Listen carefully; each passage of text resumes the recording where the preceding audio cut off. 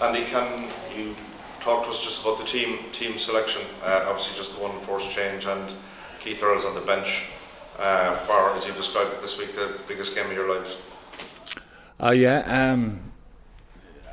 Selection's been difficult enough because people are always challenging within the group, so that's always good, but at the same time challenging in the right manner. And the meeting this morning was all about us making sure that we're on the same page and pushing in the right direction together, because the force of everyone that's on tour, and there's a good few of us, there's near 70 of us on tour. Everyone pushing in the right direction over the next couple of days is going to be a hell of a force for us, and that's the session obviously after the selection, and everyone's right on point, which is great news. How would you describe where everybody is right now, given the fact that such a big crowd? There's a lot of positivity given the last two results. Well, look, everyone realises the size of the task in hand, but there's a lot of excitement in being able to deal with that. I think the best part of where we're at is that we know we can do better. I think what we've done pretty well over the last period of time is have a clear understanding of what our game is all about and what we need to do to get better, and it becomes more clear and obvious the more that we push on together. So, albeit we had a decent result in the last test, hopefully our best is saved to last. And given the All Black selection and given last weekend, how much improvement is there required from an Ireland point of view to get over the line?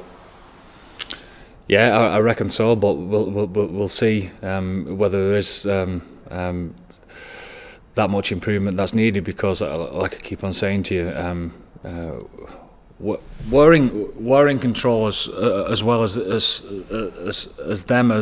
They've got a plan, but it's up to us to make sure that we, like I keep saying, bring a bit of chaos to that plan, and we've got to make sure that we put a bit of doubt in the All Blacks' minds as the game goes, like every other game, because of our intentions and our accuracy in what we do. So that's what we need to get over the line first and foremost. But in answering to your question, that it really doesn't get any better for us. We know we've all talked about playing against the All Blacks when the backs are against the wall, or they've come off a loss, and we know what the history says about all that. But that's exactly where we want to be. We know that they'll be hurting. We know that they bounce back unbelievably strong. We've played them enough times now to realise what's coming. But to have them in the last game before we break now for another season, when we expect them to be fired up, really wanting to prove a point to us and to themselves, it couldn't be any better for us. To be able to deal with those type of situations is exactly where we want to be. How important is it that you paint the right pictures for Wayne Barnes on Saturday night? Discipline's huge in any game, and we have a very experienced referee who we know very well, and I hope that discipline's not part of the reason why there's a result that goes either way for both teams. And just a final question from me: can you talk about where we are, the significance of being here in Jerry Collins Stadium, and what an influence he has been to everybody, even with the shirts hanging up the wall and previous visits to here? Oh yeah, I mean, the history here. When you look at all the shirts, that's not just Jerry's, but all the ones that's been involved in this great club is there for all to see, And we had a great welcome before training today, and Mick Kearney, our manager, responded very nicely back to them as well. So it's great to have the hospitality of this stadium. Cheers, thanks, man. You mentioned that you'd like to put some doubt into the All Blacks' minds. Do you feel you've already dealt them a significant level of doubt so far this tour?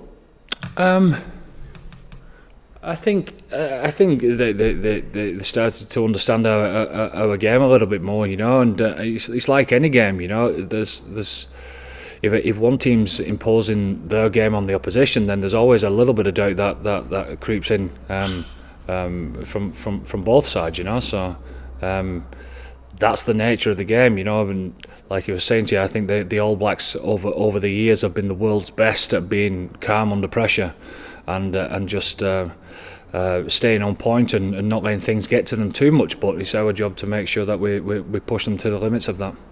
I'm sure as an international coach you'll be aware of the waves that you ride in terms of criticisms and positive feedback in the media. Probably wouldn't come as a surprise that Ian Foster is under a lot of pressure in New Zealand media at the moment. Do you think that might play a part in this week? I think Ian Foster's a fantastic coach and a great bloke at that. It's not my job to comment on stuff like that. Just on the issue of cards, Andy, do you think that New Zealand Rugby, or perhaps the All Blacks, haven't quite grasped what's required to play within World Rugby structures or head high? Again, it's not for me to comment on the All Blacks. You know, it's up to me to make sure that our guys understand what the rules are, and whether you agree with them or not, you've got to adhere by them, and that's it. And you know, I think we can debate after this series is over.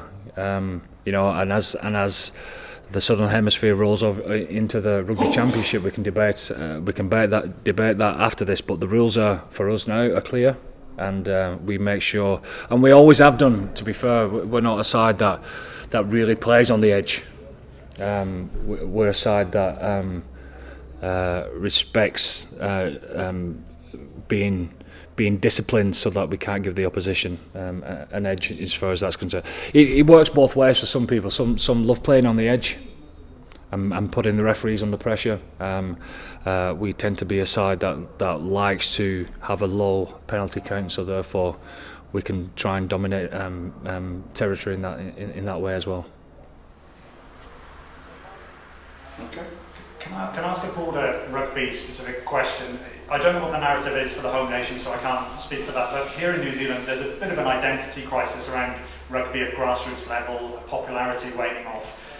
How significant is it that 3 of the biggest rugby series in the world at the moment have all gone to deciders this weekend? Do you think this is quite a pivotal weekend for the rugby landscape? I think it says everything about New Zealand if you're thinking at grassroots level it's on the wane, because every time I go down a motorway or past a school, there's rugby being played everywhere. So I wished it was like that back home, you know. So I don't think it's on the wane at all from what I've seen. Sure, the numbers actually in terms of secondary schools, so it is I guess it's a part of a national discussion here at the moment. Well, I suppose we're all trying to get to that point. You know what I mean? We're pushing the game, so it's great for us. Look, from what we've heard, the excitement back home is reaching fever point. So that's exactly what we want to do for Irish rugby.